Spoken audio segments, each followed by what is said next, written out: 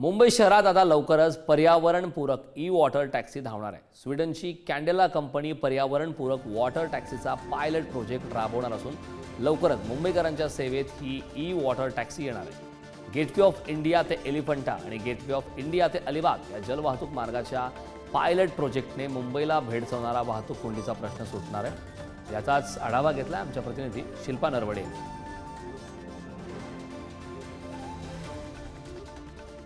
मुंबईकरांची वाहतूक कोंडीतून सुटका होणार असल्याचं चित्र आता स्पष्ट झालेलं आहे। कारण मुंबई शहरामध्ये आता पहिल्यांदाच पर्यावरणपूरक ई-वॉटर टॅक्सी लवकरात लवकर धावणार आहे।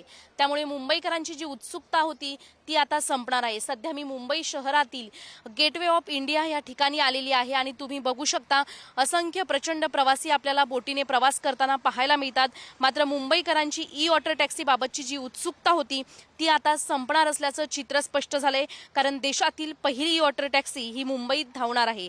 स्वीडनची कॅंडेला जी कंपनी आहे पर्यावरणपूरक वॉटर टॅक्सीचा हा पायलट प्रोजेक्ट राबवून मुंबईकरांसाठी लवकरात लवकर ही सेवा देणार असल्याचं सांगण्यात आलेलं आहे।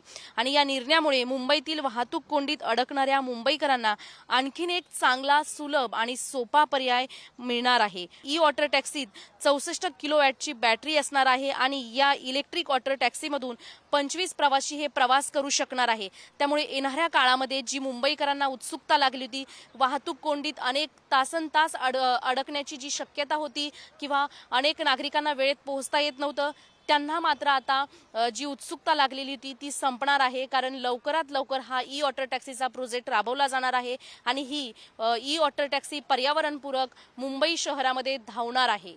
कॅमेरामॅन विकाससह शिल्पा नरवडे, पुढारी, मुंबई।